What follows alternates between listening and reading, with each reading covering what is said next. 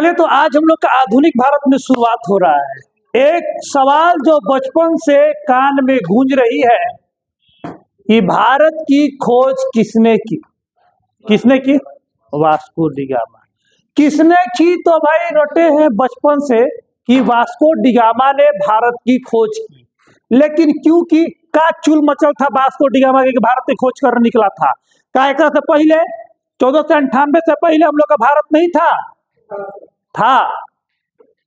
Columbus तो चल गया था अमेरिका। का है अमेरिका गई रहा वो कहले नहीं जाए के बिना पूछले गया था। वो आ रहा था भारत खोजने, चला गया अमेरिका। तो क्या चूल था कि भारत की खोज हुई थी? भारत की खोज हम लोग बोलते हैं कि वास्को डी गामा किया था। तो भारत के खोज से तात्पर्य क्या है? आज जो हम मॉडर्न हिस्ट्री पढ़ाएंगे, यूट्यूब के इतिहास में आप खंगाल के देख लीजिएगा, मैप के थ्रू अभी तक किसी ने अभी तक नहीं पढ़ाया है मॉडर्न हिस्ट्री। हम मैप के थ्रू आपको पूरा का पूरा मॉडर्न हिस्ट्री पढ़ाने की कोशिश करेंगे, जहां भी मैप का रिक्वायरमेंट होगा, इसका जहां भी जरूरत होगा वहां पे। तो चलिए शुरू करते हैं आज हम लोग आधुनिक भारत के पहले क्लास को, जिस क्लास का नाम है यूरोपीय कंपनियों का आगमन। आखिर क्यों यूरोपीय कंपनी भारत में आती है? क्यों फ्रेंच आते हैं, स्पेनिश आते हैं, डच आते हैं, इंग्लिश आते हैं, क्यों आते हैं भारत में? और क्यों आके भारत में रह जाते हैं? और अंग्रेज अंतिम तक कैसे रहते हैं? यह सब कहानी की शुरुआत होगी, जहां पर पहला झलक हम लोग देखेगा यूरोपीय कंपनियों के आगमन से।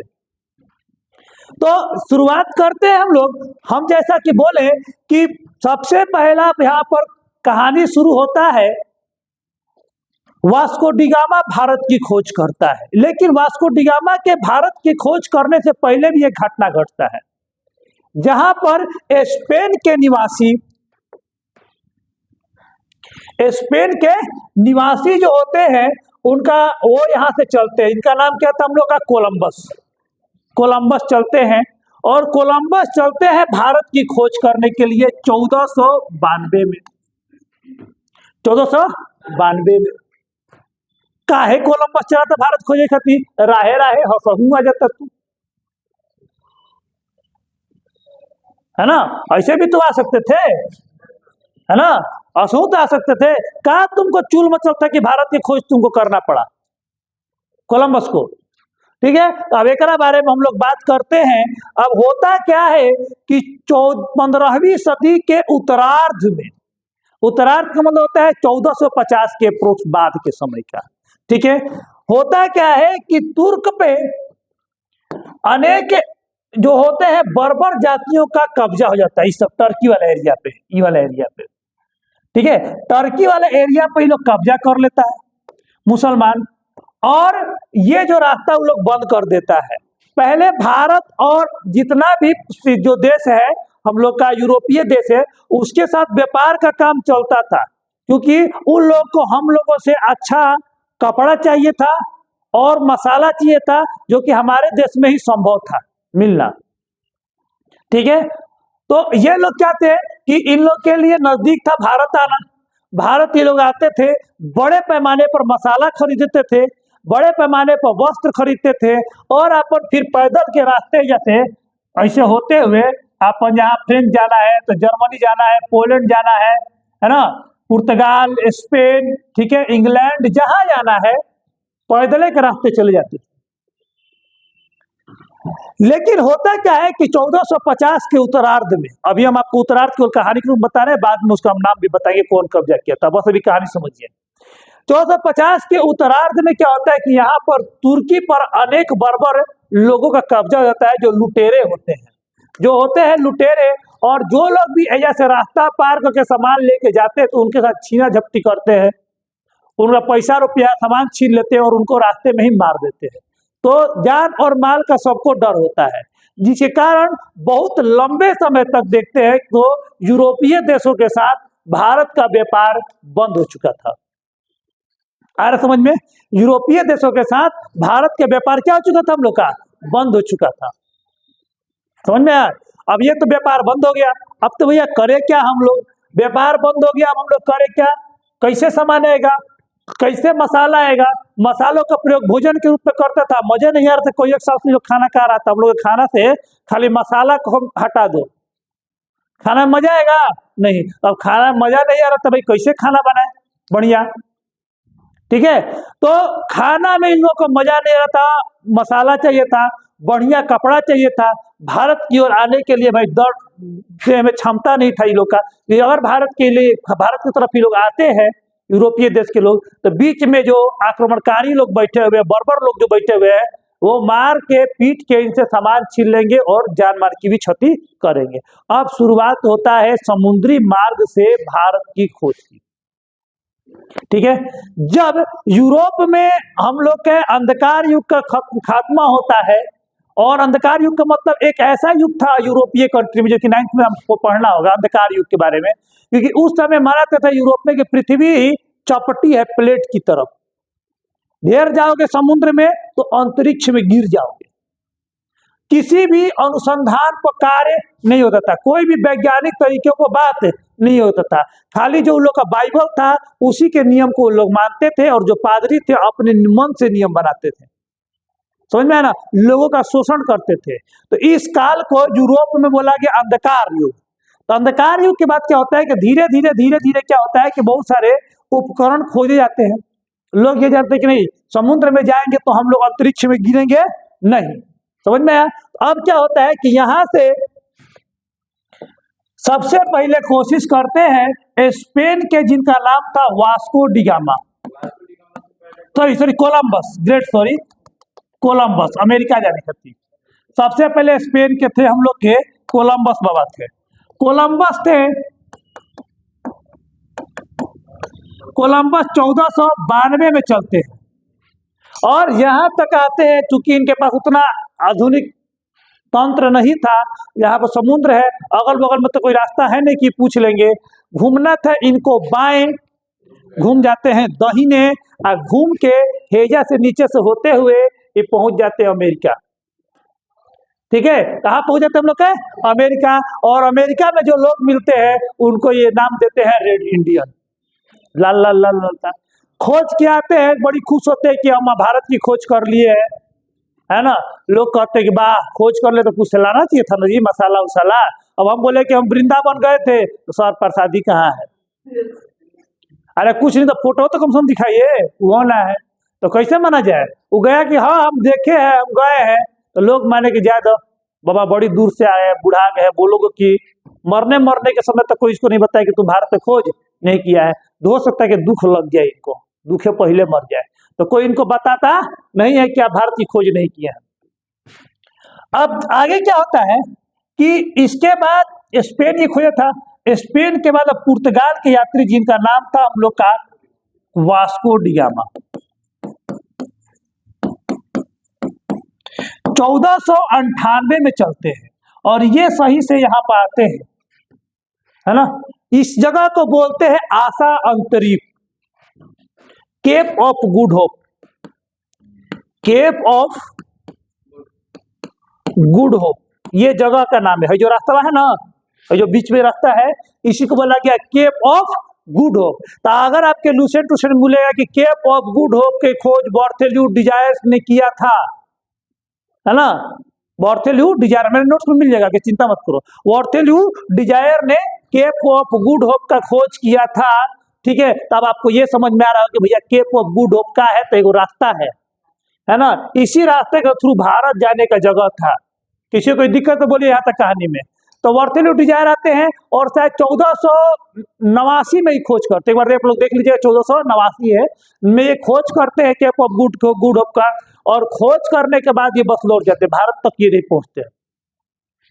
जब वास्को डिगामा चाचा आते हैं केप ऑफ गुड होप तक, अभी कहते हैं अब कैसे जाए, समुद्र है, एजा ना हम लोग को दिख रहा है कि एजा तो एजा भारत है, समुद्र में दूर दूर तक कुछ दिख नहीं रहा है। तभी तक भगवान की असीम कृपा होती है इनके ऊपर में, और इनको एक गुजराती व्यापारी मिलता है जिसका नाम था अब्दुल मजीद। अब्दुल मजीद मिलता है, और नाव टूट चुका था, वो आया था अफ्रीका में यात्रा करने के लिए, व्यापार करने के लिए। अब्दुल मजीद का नाव टूट चुका होता है और अब्दुल मजीद कहता है, का चाचा तू कहा, मजीद कहता है, मजीदवा से कहता है का वास्को डिगामा जाना था इंडिया, जाए कैसे, है ना। रास्ता मेरा नाव टूट गया है, हम कैसे जाए, नाव टूट गया है। तो टेंशन मत करो, वास्को डी गामा बोलता है कि टेंशन मत करो, हमको भी इंडिया ही जाना है। तो बहुत बढ़िया आदमी है, राह में मिल गया। राहों में उनसे मुलाकात हो गई। किससे मुलाकात हो गई? जो भारत पहुंचाने वाले थे, ठीक है ना। कौन नाम का था एक और? अब्दुल मजीद। अब्दुल मजीद इनको क्या करते हैं, अब्दुल मजीद चालाकी से सब सामान इनके नाव पर लादता है, साथ बैठ के आता है और इनको वहां के कालीकट बंदरगाह पर उतार देता है। कालीकट कोझिकोड है, अब कालीकट कोझिकोड पुलिकट देता है इसका नाम इसको, ठीक है। वहां पर इसको उतारता है। 1498 में आते हैं, यहाँ से व्यापार करते हैं। यहाँ का जो राजा थे, है ना, राजा का नाम क्या था? जेमोरिन। राजा का नाम क्या था हम लोग का? जेमोरिन। जेमोरिन इनका पूरा भव्य स्वागत करता है कि अरे बाप बहुत दिन बाद आया व्यापारी सामान लेने के लिए। वो भी अपन दाम को सामान को बड़ी ऊंचा दाम को बेचता है। जितना में इस सामान खरीद के जाते हैं, मान लो कि 1 रुपए का सामान खरीद के गए, है ना, ऐसे 1 रुपए का सामान का दाम 8 आना था उधर ही, लेकिन जेमोरिन क्या करता है, 1 रुपए में बेचता है। वो कहता है कि ज्यादा दे 1 रुपए में लिया उन्हें से। जितना सामान ले गया था उसका 60 गुना प्रॉफिट कमाता है। सोच लो, 60 गुना प्रॉफिट कम नहीं होता है। हम लोग 2 गुना प्रॉफिट कमाते हैं, 2 गुना दिमाग खराब होता है, 2 गुना 3 गुना प्रॉफिट हो रहा है। 10% 5% तो मार्केट चलता है यहाँ पे। 60 गुना प्रॉफिट कमाता है वहां पे। और 60 गुना प्रॉफिट अपने जब देश में लौटता है 60 गुना प्रॉफिट कमाता है। कुछ सालों तक पुर्तगाल का दबदबा रहता है, मसाला बेच बेच के अमीर हो जाता है। मसाला बेच बेच के अमीर होता है। अगल बगल के देश में मसाला बेचता है, लेकिन केहू को बताता नहीं कौन रास्ता से रहे हैं जा रहे हैं। बीच में अपन सेटिंग भेज लेता है ना, डायलॉग हो रहा कि इतना गोली मारेंगे खोखा बेच के राजा हो जाओगे, वही हाल इसका था। आने ही नहीं देता था किसी को। कोई अगर पीछा करता था तो राह में डुबा देता था कि जाओगे तो हमारे देश के आसपास से ना जाओगे तो हमारे देश के। अफ्रीका वाला को टेंशन नहीं था, अफ्रीका तो खुद गरम है, खुद अगर टेंशन नहीं है अगर सामान ले तो अफ्रीका के पास हो जाएगा। लेकिन स्पेन का टूटा हुआ था रास्ता।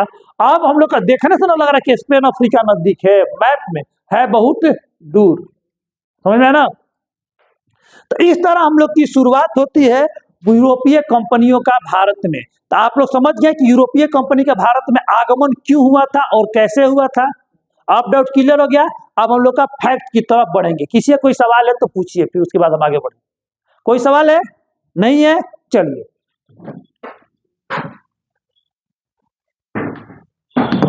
अब हम जो क्वेश्चन ला रहे हैं प्रीवियस ईयर से काफी मेहनत करके ये क्वेश्चन हमने सेट किया है। हिमालय पर तपस्या करना पड़ता है इस ज्ञान के लिए। जो आपको बोर्ड पर दिख रहा है, और जो कृष्ण ने महाभारत के युद्ध में अर्जुन से नहीं कहा था वो हम तुमसे कह रहे हैं कि बेटा बस मेरे नोट से पढ़ लो, पास हो जाओगे, नौकरी लग जाएगा। यही बात तू अर्जुन को नहीं बताए थे, हम तुमको बता रहे हैं।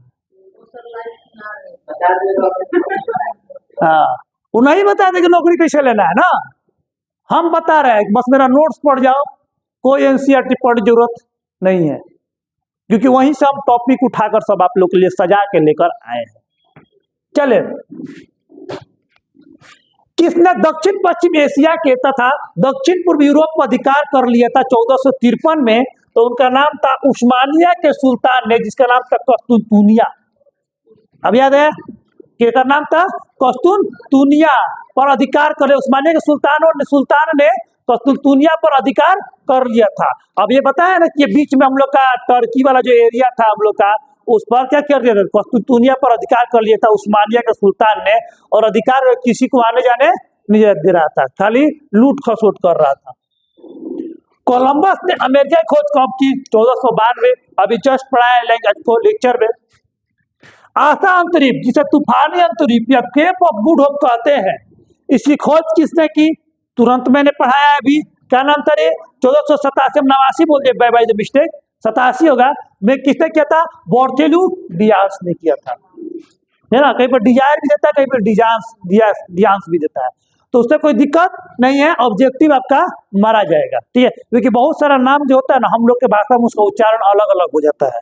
बहुत सारे नाम का हम लोग के भाषा में क्या होता है? उच्चारण अलग अलग हो जाता है ना। जैसे कि हम लोग अपने ही भाषा में देखो ना, किसी का नाम रखते हैं आदित्य, जब आदित्य तो अधिया अधिया लोग बोलता है करके, है ना।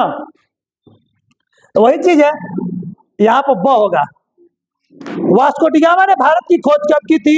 ठीक है, तो 1498 में अगर डेट पूछेगा तो 20 मई को आया था, एकदम नेट डेट में 20 मई 1498 में ही भारत में आया था।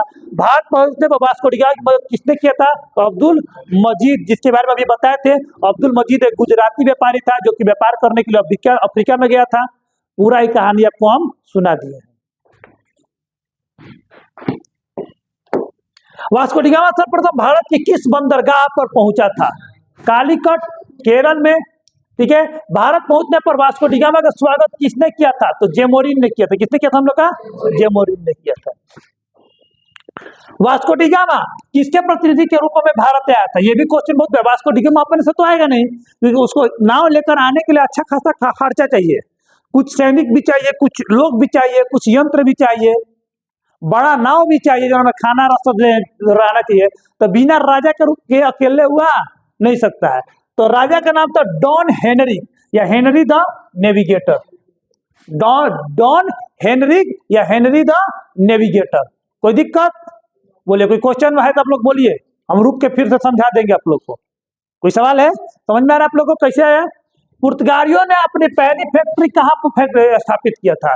तो पहली फैक्ट्री किया था ना कोचीन में। कहाँ पे हम लोग का? कोचीन में। यहाँ पर मिस्टेक हो गया, कोरियन लिखा गया, कोचीन होगा। ठीक है, कोचीन में उन्होंने पहला फैक्ट्री स्थापित किया था। अब याद करने का तरीका बताते हैं। पुर्तगाली का पहला फैक्ट्री कोचीन में, याद करना। कोई तुम बैठे हुए, कोई तुमको ऐसे से पूछ रहा है, तो तुम क्या करोगे? गाली ना दोगे? क्या करोगे? गाली दोगे? क्या कुछ उतर रहे? पुर्तगाली कोचेगा तो क्या करेंगे? गाली देंगे। पुर्तगाली कोचीन, और दूसरा क्या है? Kannur. Vasco D gamma Bharat में कितनी बार भारत में आया था? वास्को, ये बहुत अच्छा क्वेश्चन है कि वास्को डी गामा भारत में कितनी बार आया था और कब कब आया था, यानी अंतिम बार कब आया था। तीन तरह से क्वेश्चन दे सकता है। तो 1498 में आता है, 1502 में आता है, और 1524 में आता है, और 1524 में आता है तो वास्को डी गामा का देहांत भारत में ही हो जाता है। ठीक है, तो तीन बार आया था, 98, 2, 24, 98, 2, 24। ठीक है, वास्को डी गामा भारत में वायसराय के रूप में कब आया था? तो 24 में वायसराय के रूप में इसको भेजा जाता है, क्योंकि आगे हम आपको पढ़ाएंगे कि जब पुर्तगाली भारत में आते हैं तो पुर्तगाली अपने पहले को लोग क्या करते हैं, तो पहले अपने आप को व्यापारिक रूप में स्थापित करते हैं। जैसे जैसे पुर्तगाली मजबूत हो जाते हैं, समझ में, तो वो अपने आप को क्या करते हैं? मजबूत हो जाने के बाद पुर्तगाली अपने आप को बोलते हैं कि भैया अब अपन शासन स्थापित किया जाए, धीरे धीरे धीरे धीरे। ठीक है, अपना फैक्ट्री स्थापित करते हैं। अब एक सवाल हम लोग के पास बहुत बढ़िया है कि सर 1498 मैंने 1500-1600 के समय में, मैंने 16वीं सदी का समय में फैक्ट्री कैसा होता होगा, क्या क्या बनता होगा? तो हम आपको बता दें कि उस समय के फैक्ट्री में कुछ नहीं बनता था। उस समय फैक्ट्री शब्द का प्रयोग आज के माल गोदाम के लिए होता था। जो आज माल गोदाम है ना, उसी तरह उस समय फैक्ट्री था। फैक्ट्री में कोई सामान उसमें बनता नहीं था, बस सामान को स्टोर किया जाता, पैक किया जाता और उसको बाहर भेजने के लिए तैयार किया जाता था। उसी जगह कोई लोग फैक्ट्री बोलते थे। आप समझ में आया? तो इसलिए अगर आपसे कभी कोई पूछ दे कि पुर्तगालियों ने अपनी पहली फैक्ट्री कोचीन में स्थापित की थी, तो कौन चीज के फैक्ट्री रहे वो? ऑप्शन 1 कपड़ा, दूसरा बीड़ी, तीसरा दारू का फैक्ट्री। कुछ हुआ नहीं था, अभी तुरंत बताएं। फैक्ट्री का मतलब होता था माल गोदाम। माल गोदाम है, मसाला, तो मसाला क्या बोले? मसाला का माल गोदाम, माने कि मसाला लाएगा, फिर भारत में कपड़ा वो लोग ला कर रखता था अपना भेजने के लिए। वो अपने देश में नील चाहिए था लोग को, जैसे और भी जड़ी बूटी भी ऐसे लोग लेके जाता था। ठीक है, तो ये लोग ऐसे लेके आता था। और यूरोप से हमारे देश में कहा था, अगर पूछोगे तो यूरोप से ठंडा कपड़ा आएगा, यूरोप से। ठीक है, और मेन आता था शराब। क्योंकि यूरोपीय देशों के लोगों का अगर लाइफ देखोगे ना, तो शराब पर जिंदा था वो, या भगवान को भी शराब खाया जाता है। हम आपको पढ़ाए थे एक बार कि धर्म की उत्पत्ति जहां पर हुई है, वहां का नियम वैसा के बना है। है ना। हम लोग को लगता है कि भगवान बनाए हैं नियम, नहीं, हम ही लोग बनाए हैं नियम। हम लोग के पास पान का पत्ता अवेलेबल है, आम का पत्ता अवेलेबल है, फूल अवेलेबल है, फल अवेलेबल है, घी अवेलेबल है, तिल अवेलेबल है, सब चढ़ाते हैं भगवान को। गंगा जल अवेलेबल है, गंगा जल चढ़ाते हैं। और साउथ में गंगा जल नहीं है तो क्या पूजा ना होता होगा? हिंदू नहीं हो जा? तो जो चीज अवेलेबल है वो हम लोग चढ़ाते हैं। हम लोग पास इतना लकड़ी था कि मर जाने के बाद भी किसी को लकड़ी पर सुता के फूंक देते थे। इस्लाम जहाँ पे उद्भव हुआ अरब कंट्री में, या उद्भव हुआ आपका ईसाइयत जो उद्भव हुआ आपको यूरोप में, लकड़ी की कमी थी तो बोला खोद के गाड़ दो, कोई नहीं। अरे वही वो लोग ताबूत बनाता है तो हम नहीं। अच्छा ही बताओ कि 5 मन लकड़ी का लगा देगा ताबूत बनाने में? थोड़ा सा लगता है। ताबूत जो उसमें डालता है ना, ताबूत में नहीं, वो लोग शुरुआत में ताबूत नहीं था, कॉफिन जिसको बोलते हैं, शुरुआत में कल्चर नहीं था वो लोग, अभी बनना शुरू हो जाए नया नया नया, ठीक है। वो लोग कभी तक ना लाश को लपटेगा इस्लाम की तरह और डाल देगा। कफेन वाला तो एनए सिस्टम आ गया है, समझ में आना, एनए सिस्टम आया, कफेन शुरू से नहीं था उन लोग का, ठीक है। तो ये सब चीज हम लोग का। हाँ, अब मिस्र में देखोगे तो उन लोग पास रसायन विद्या काफी अच्छा था, वो लोग केमिकल लगा कर अपन दादा परदादा ये लोग को सुरक्षित रखता था, जिसको मम्मी बोलते हैं। इस्लाम में क्या था कि उद्भव अरब कंट्री में होता, धूल बहुत ज्यादा उड़ता था अरब कंट्री में, तो औरतें मुंह ढक के रखती थी वहां की, है ना। पुरुष जो सर पर पहन के कपड़ा नहीं रखते थे, ऊपर कुकर का रबड़ नहीं लगा के रखेगा सब अरब कंट्री वाला, देखे होगे। बाल गंदा नहीं करना है भैया, पानी बहुत कम है कुकर का ढक्कन। तो कोई भी धर्म और संस्कृति बनता है तो जाके लोग के अनुसार। अब अरब कंट्री, अब जैसे कि यूरोपीय कंट्री में बिना शराब के लोग जिंदा नहीं रह सकते, तो जब भगवान को भी क्या चढ़ाया जाता है, ईसा मसीह को क्या है, वाइन चढ़ाया जाता है। वाइन हम लोग में क्या है, दूध, हम लोग बिना दूध के जिंदा नहीं रह सकते हैं। हम लोग को दूध चाहिए, दही चाहिए, तो भोले बाबा एकदम दूध चढ़ाते हैं, बिना नहैला नहीं रहेगा तो दम पर भोले बाबा का नहवा देते हैं, है ना। तो संस्कृति का जो उद्भव हुआ है, जहां पर जो धर्म का उद्भव उसके अनुसार उसका क्या हुआ, संस्कृति बना है। हाँ, चले, वास्को डी गामा की मृत्यु कहाँ पर हुई थी, तो कोचीन में हुई थी। कहाँ पर हुई थी हम लोग की, कोचीन में हुई थी। ये फ लिखा गया लेकिन क होगा, कोचीन या कोचीन होगा, थोड़ा सा मिसप्रिंट एक दो जगह पर हुआ है करते समय पहला सेट में। अब भारत में पुर्तगाली